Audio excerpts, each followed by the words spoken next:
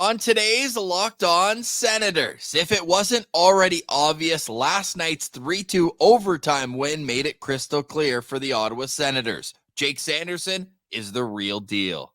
And we'll discuss how the Ottawa Senators made some big changes off the ice at the top of the pro scouting department.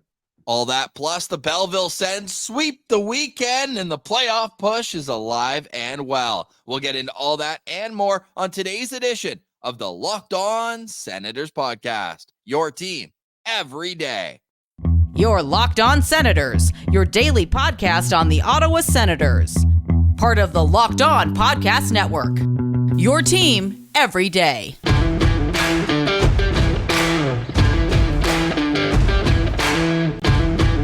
I'm Jake Sanderson, and you're listening to Locked On Senators podcast. I'm Tim Stützle, and you're listening to the Locked On Senators podcast.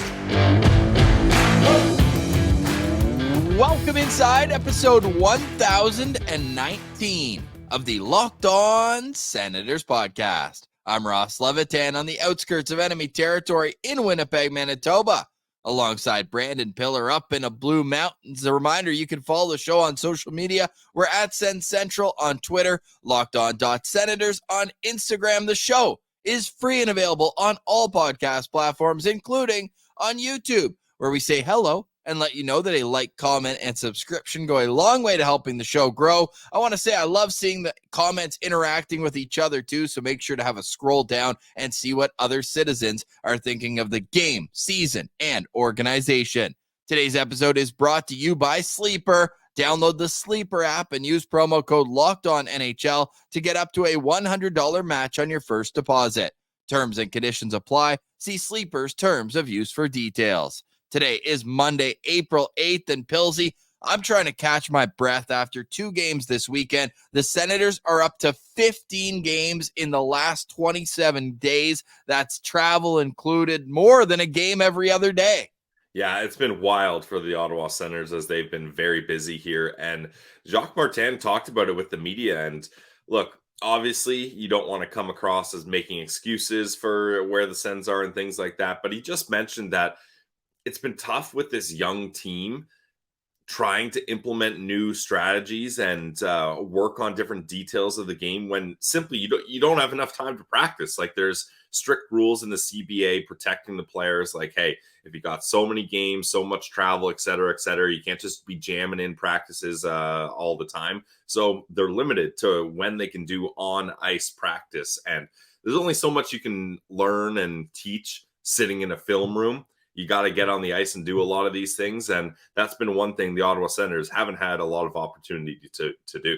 If only they had a time earlier this season in a land far away where they had 3 days off at a time at the start of November before their trip. If they had 3 days off at the end of October and they just did not utilize that with the new coaching staff, still believing in the old regime that they would be able to figure it out, wasn't the case. And now Jacques Martin, again, like you said, kind of shepherding the group along, but a young group that is just, they must be exhausted. Like, I feel, and I'm sure some Sens fans could feel the same way after 2 games this weekend. Again, a 3-4 recently. The Thursday game not going the Senators' way. It's been a grind down the stretch this season. And you think, what if this team had put themselves in a spot to compete for a playoff spot? Like, that's a tough grinding schedule, and it's not getting any easier with a game tomorrow against the Florida Panthers. They play the Lightning on the road on Thursday before coming back for the home closer against the Montreal Canadiens. 5 games remaining, and I should also say their final 2 games, a back-to-back on the road with travel against. So they're playing against 4 out of their 5 teams are playoff teams. 3 of them are in the top 3 of their divisions. Like, they're playing against some of the top teams with Boston, the Rangers, and the Florida Panthers tomorrow night. So this schedule is daunting. And I got to give a bit of stick taps to the Ottawa Senators for going 9-6 over this busy stretch. Of course, a 5-game win streak helps, but you got to earn each and every one of those victories. But look, even like putting lipstick on, it was 4-1 against the Devils, but the team didn't quit. They fought back. They made it 4-3. So on paper, it doesn't look as bad. But last night was a big win for the Ottawa Senators, winning 3-2 in overtime.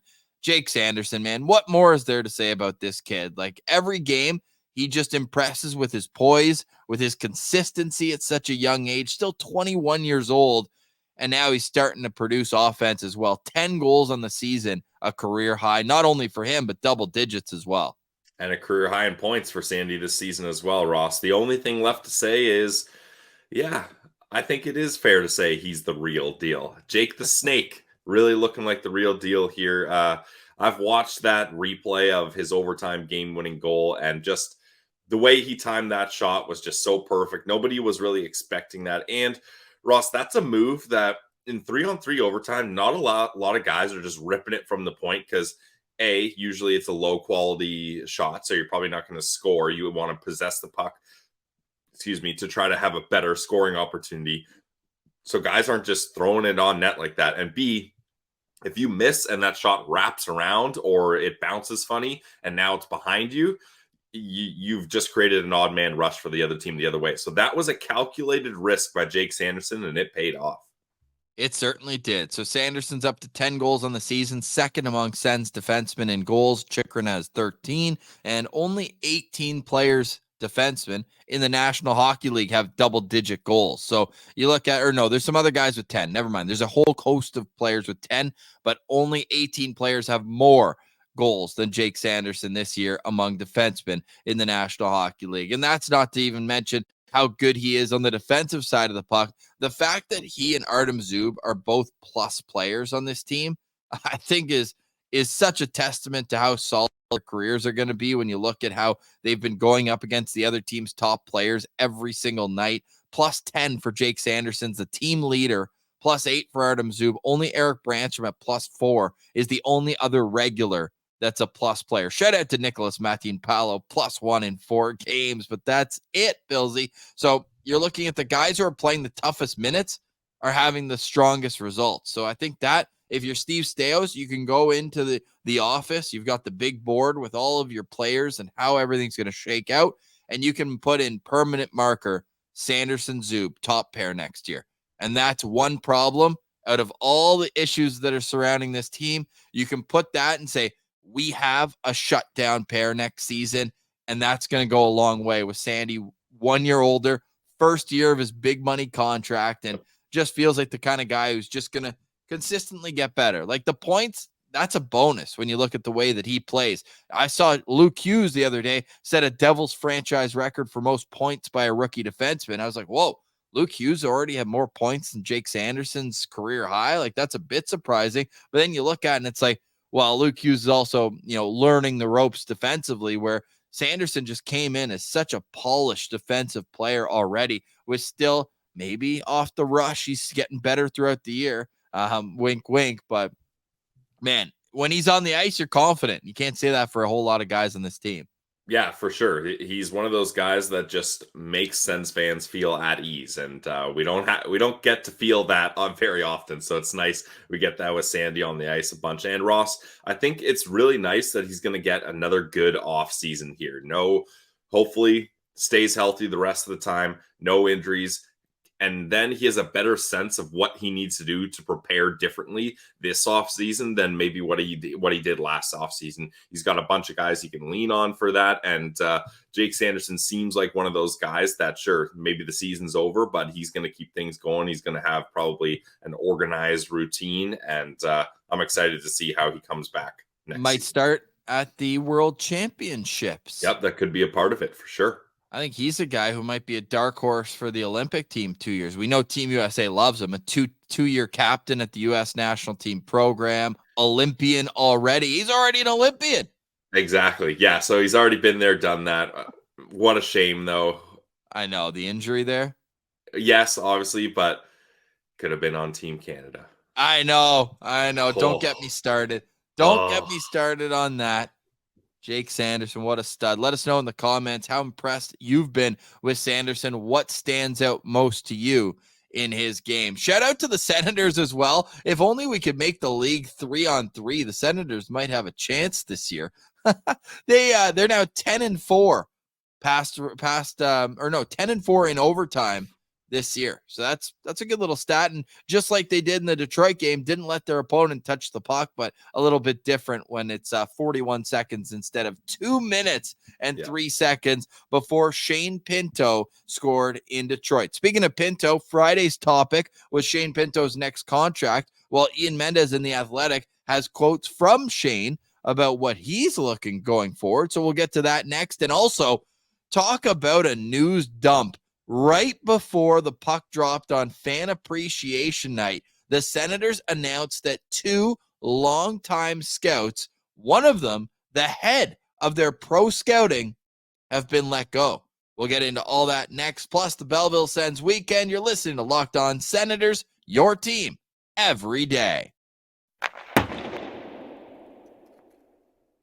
Today's episode is brought to you by our friends over at Sleeper. Look, guys, it's almost the end of the Ottawa Senators season. Regardless of where they are in the current standings, we don't need to talk about that. I want to remind you that you could win big by playing daily fantasy hockey on Sleeper, the official daily fantasy app of the Locked On NHL Network. Sleeper is our number one choice for all daily fantasy sports, especially when it comes to hockey.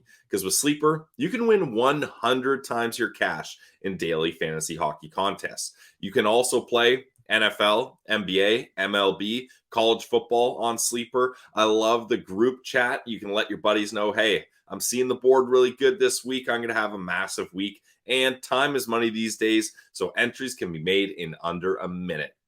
All you got to do is pick whether studs like Brady Tkachuk, Tim Stützle, Claude Giroux, Jake Sanderson, Shane Pinto will record more or less than their sleeper projections for things like goals, assists, saves, plus, minus, and more in any given game.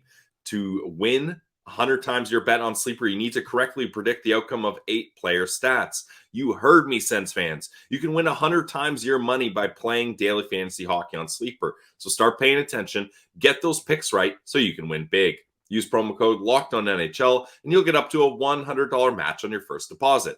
Terms and conditions apply. That's code LOCKEDONNHL. See Sleeper's terms of use for details and locational availability. Check it out today, guys. Sleeper.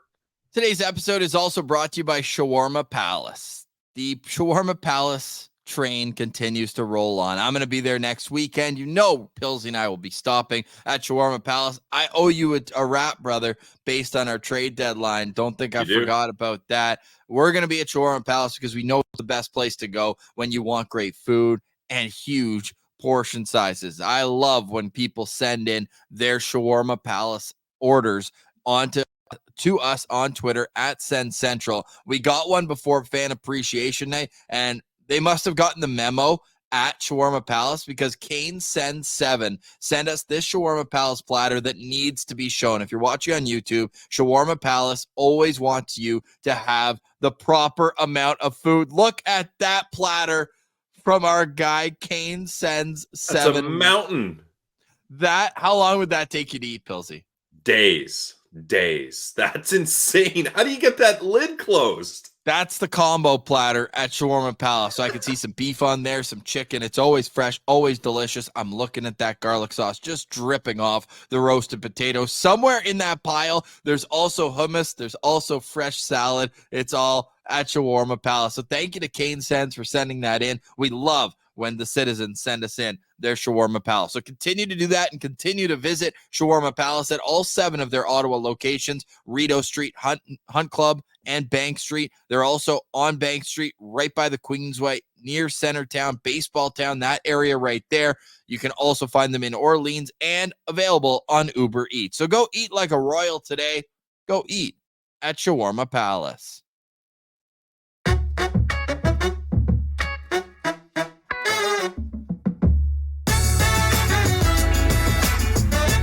All right, Pillsy, here we go. It's the final full week of the Senators season, but we are your team every day. We'll be here all throughout the playoffs and the NHL draft coming soon to a sphere near you in Las Vegas. We will be at the draft and bringing Sens fans all the inside insight on what this draft class holds, some local flavor. We got a couple Nodak potential, regroup in that pipeline, and a whole lot more. So that's coming up in the next couple of months on Locked On Senators. Make sure to like, subscribe, comment, and for bonus coverage, we're back on the Patreon grind. We will see you over there. But Bills, I first want to give a shout out to the Ottawa 67s. Whoa.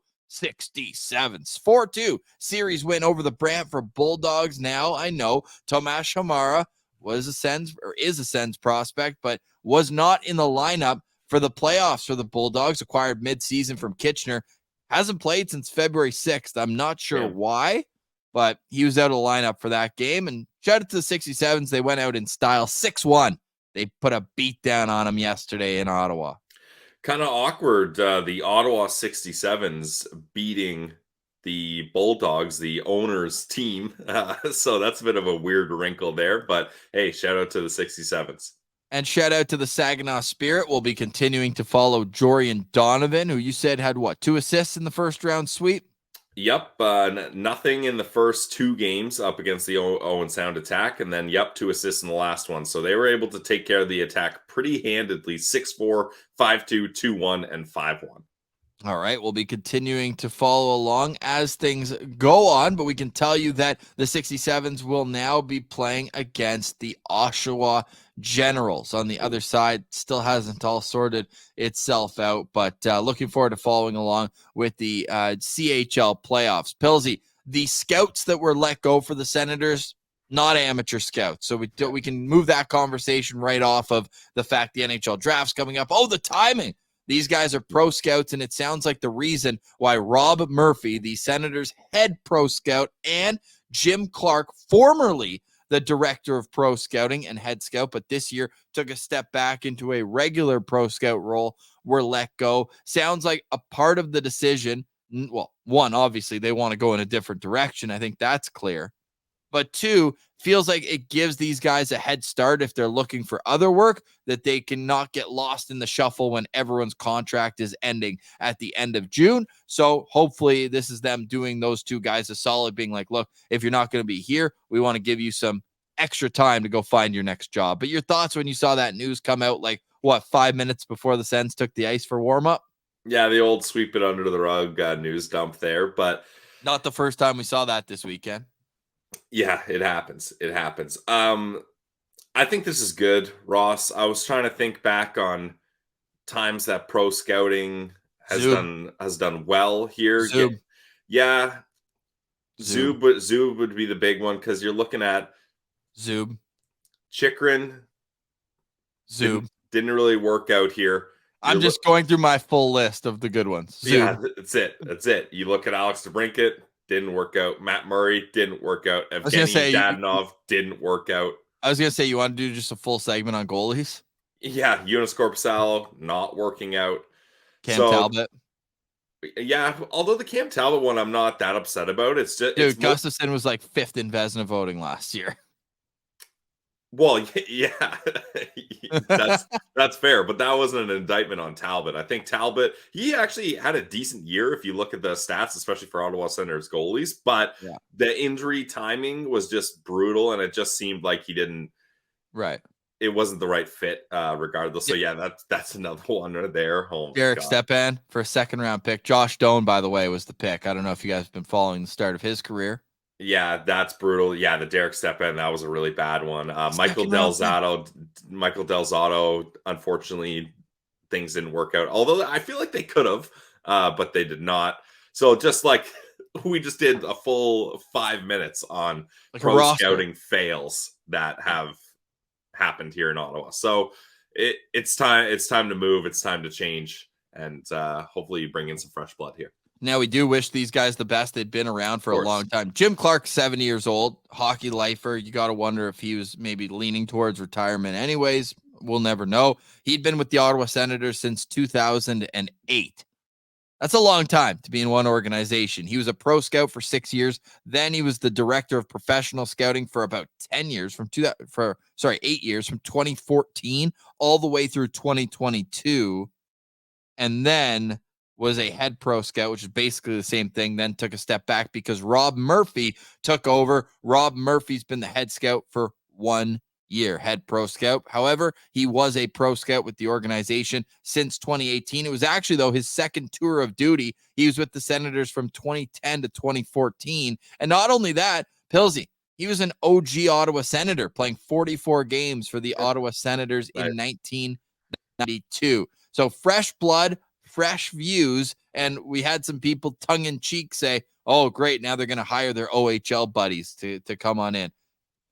If they bring in guys who help them win a championship, by all means, go right ahead. And now the Senators are pretty low on pro scouts. If you look at it from a team perspective, they've got this guy, Mark Flood, I believe his name is. He's been around for the last couple of years.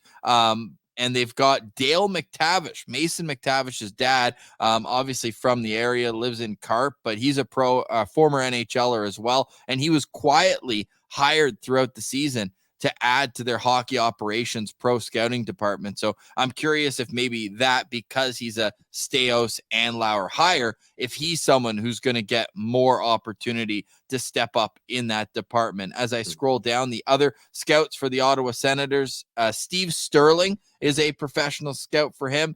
And that's it, man. They got 3 pro scouts according to their website right now. What's an average pro scout team? Like 5 or 6 guys, probably? Well, Toronto's probably got 50. Oh, of course. Yeah, they're probably spending a salary cap on scouting.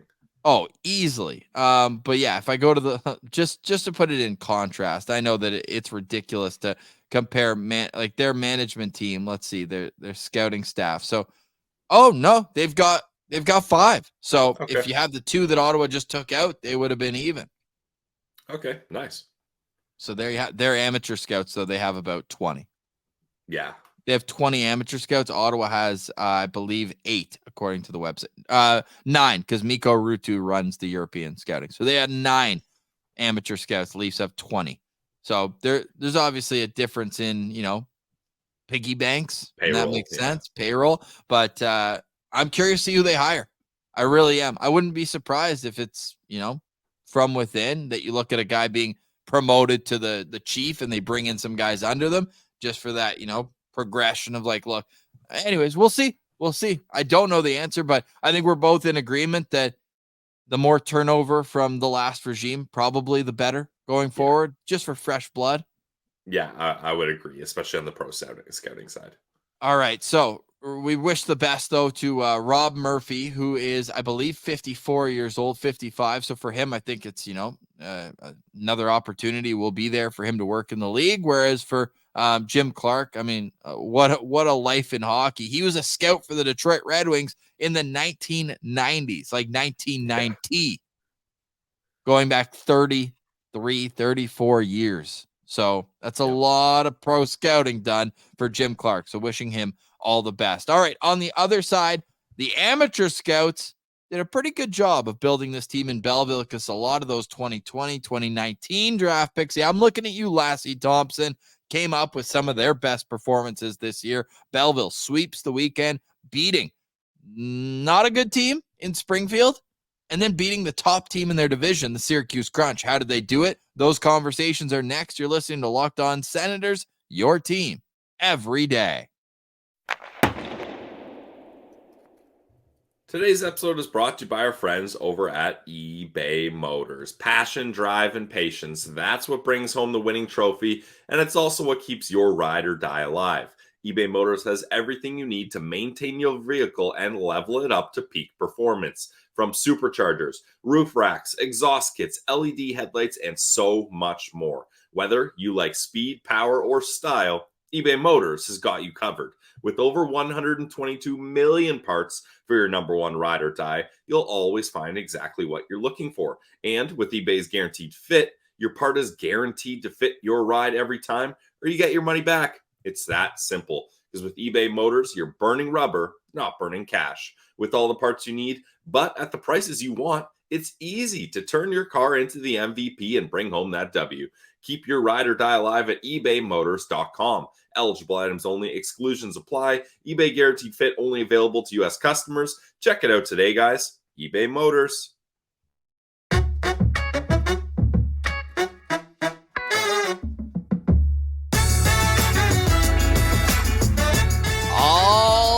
right, Pilsy. Before we get to the Belleville Senators, a little update on Friday's conversation. And if you missed Locked On Senators on Friday, go check it out wherever you get your podcast. Also available on YouTube. Same can be said about both postcasts from this weekend. But on Friday, we discussed Shane Pinto's contract. And you're on the side of the bridge deal.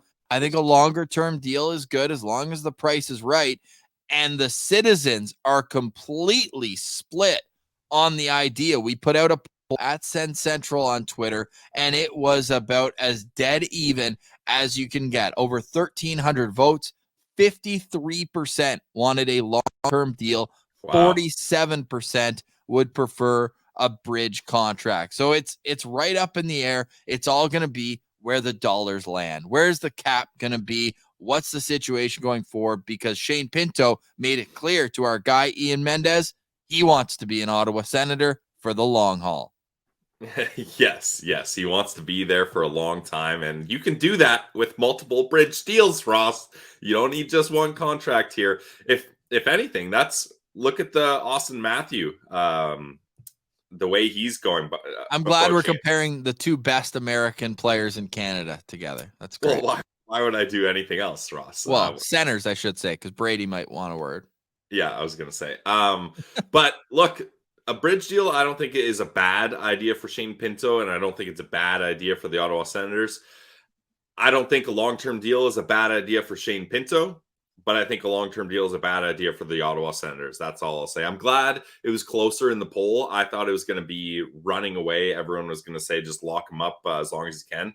So I'm glad there's some differing of opinions here, because I think Sens fans are starting to realize locking up every single player might not be the best way to have success, just because you never know what's going to happen here.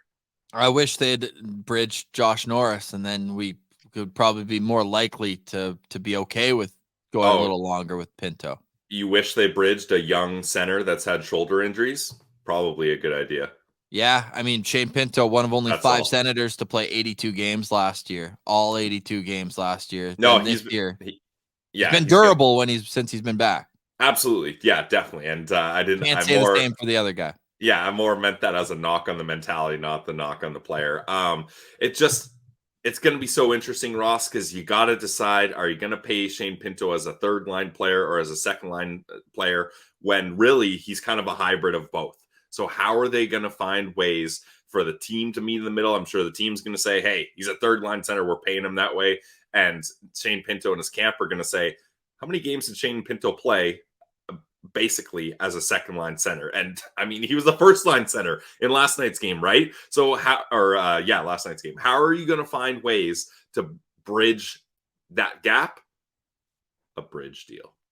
Well, early May is when the World Championship started, and Shane Pinto says he wants to be there either way. What'd you take of that comment, whether he has a contract or not? Because we see a lot of guys are very, very hesitant to go if they're not signed under NHL deal. Because what if you get hurt long term? You don't get a deal anymore, and he's already missed half a year of pay after the suspension. Yeah, now I'm sure this was the politically correct answer for Pinto to say. Now, I'm sure Pinner just seems like one of those guys. He's just vibing, and he actually legit wants to play hockey. So, by the way, his thing he's going to miss the most, he says, I don't feel like I've spent enough time with the boys. Just haven't spent enough time hanging with the boys this year. Exactly. So do I think that was a calculated answer by Pinner? Maybe not, but I'm sure his agent wouldn't want him saying, oh, I'm going no matter what, because then you kind of lose leverage in getting a contract done quick. I'm sure the Sens might be dangling that over him and his team, being like, hey, you want a contract going to World Championships, don't you? Don't you? Let's get this done. Come on. But I do think either way, it would be a good idea for Shane Pinto to go. Now, going without a contract and paying for your own insurance, that's definitely a untraditional move, but I don't hate it if that's what ends up happening. But you got to think, Ross, like, they've been talking to Shane Pinto and his camp for they know the numbers a full year now. Like, the discussions have been had. It's just about sitting down and finalizing things here. So you got to think, once both sides are like, all right, enough, let's get this done, they should be able to handle it. Enough enough is enough when it comes to, but they know the number. We had reported that we had heard that they've been talking 5 years in that range beforehand, even Before. but sign the 1 year and then a 5 type thing. We'll see what shakes out, but I'm going to call my shot right now, Pilsy. The first Friday after the season ends, to wipe the taste of the season away, Shane Pinto will be signing his contract first Friday after the season. So that's Friday, April 19th. Put it on your calendar. Okay. And we'll see here, Locked On Senators. That might be the day we look back at our hot takes from before the season, because we're going to do about a 2-week eulogy of this team. And people are like, no. Hey, that gif, no. We don't want to talk about the season. We will, just briefly, because it's all going to turn into the draft. We'll do our player reviews and then gear up for draft season. Ross, I'm very fired up for that. We should get Mendez on for the eulogy, because he does the fan mailbags, and Yes. We got to get kind of all the collective info that he has surveyed together, so he can give us a full idea of where he thinks this fan base is and how things are going. So definitely Mendez should be part of that guest. Yes, and let us know other guests that you'd like back on Locked On Senators. I figure we'll check in with guys like Kyle Bukauskas throughout the playoffs, as they're going to be covering it for Hockey Night in Canada. We'll be covering the playoffs here. We love hockey as a whole, along with the Ottawa Senators, obviously. So we're looking forward to doing that. I think I went 7 for 8 with my first round predictions last year. So hopefully I'll make it even better. Ross, should we have some sort of friendly wager about who can get more picks correct between you and I? Yeah, how about a nice farm to fork steak? Just one? Well, one box. Okay, I was gonna say you don't go to farm to fork and just get one steak. You stock up, pack the freezer. LOSP 10% off farm to fork. Go check them out. Maybe a couple pints at the Glebe Central Pub too. We'll have plenty of time to check that all out. Love it. Well, I already owe you a Shawarma Palace, so I'm gonna hold off till you have that one. I think we're going to hold off having David Bell on until they clinch a playoff spot, but I'm excited to hopefully have that interview as well, because the Belleville Senators, look, it is right down to the wire. You can be out of the playoffs 1 minute, in the playoffs the next. Even the team that we thought was just dead in the water, the Utica Comets, they get a win over the Toronto Marlies. Now, the Marlies have games in hand. Marlies and the Belleville Sens both have 6 games left, most in the division. Okay. Correct. So that's good. That's the good news. The bad news is if the playoffs start today, they would be on the outside looking in. But the playoffs don't start today. They don't. And it makes no sense. By the way, regulation wins are the first tiebreaker more than points percentage right now, which doesn't make sense. Laval has 4 games left. Belleville has 6, and they're tied in points. Well, that means Belleville's set. You got to win them, though. Got to win them. It does make sense, Ross, because all the teams are going to play the same amount of games, right? So right. Whereas when they did points percentage before, that was COVID times where teams weren't playing the same. So the Belleville Sens get 2 huge wins, and they get performances from everybody. Mando was unreal, gets his first pro shutout. I can't believe that's his first shutout. That really surprised me, Ross. That, to me, is the biggest story of the game Friday against Springfield. Huge shutout win. Peelsy, your guy, came through with a big 2-goal performance. He had a big weekend as well. Cole Reinhardt got on the board. That was great to see.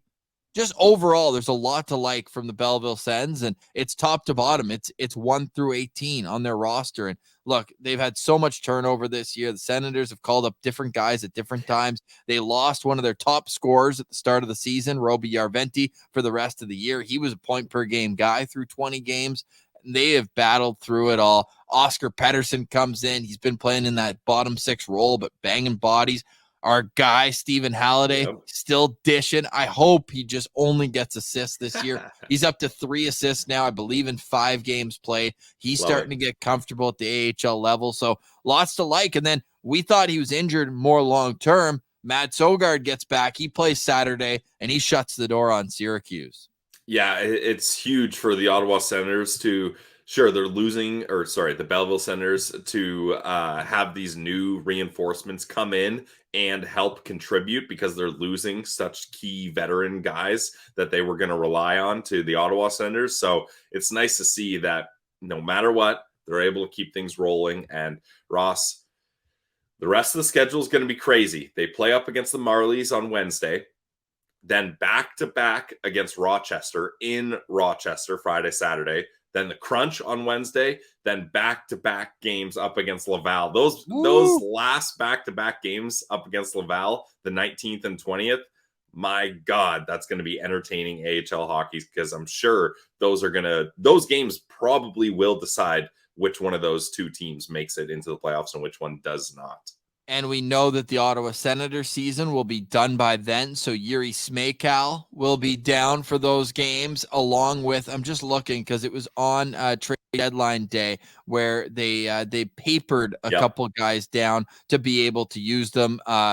Rourke Chartier, who's already back down there, and Max Gannett, who was up at the time. So no Ridley Gregg, unfortunately. We have to just kind of settle for the fact that he's an NHLer right now. And as fun as it would be for him to go back down there, I get it from their standpoint that like he's played a lot of games. It's been a grind of a season, but you still kind of selfishly would have liked to have Ridley Gregg kind of be a a guy who puts the team over the top type guy down there. Like we're seeing other teams add at the AHL level. The Laval Rocket had David Reinbacher, their 5th overall pick, but we got Stephen Halliday down there added this year. We also had Oscar Pettersson come in. So look, the Belleville Sens, they're going to have to more or less do with what they've got, but Zach McEwen, I believe, could go down as well. That would be a nice little pickup for them. Yep.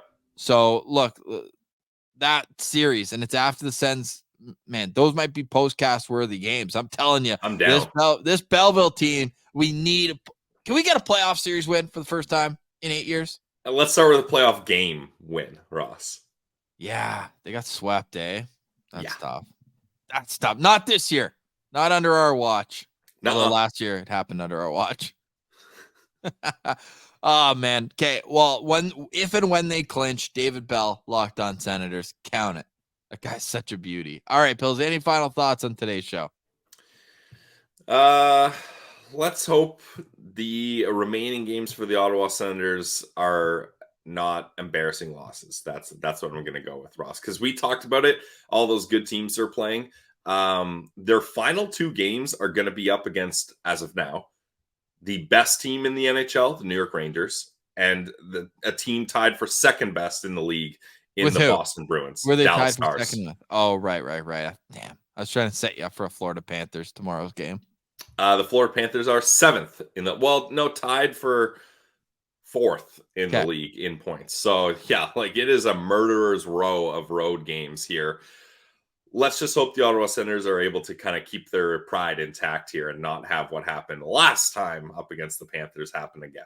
How many straight wins is it over Montreal? 8? Or 9? It's a lot. That's a must-win game. Saturday night, we'll be there. Yes, huge.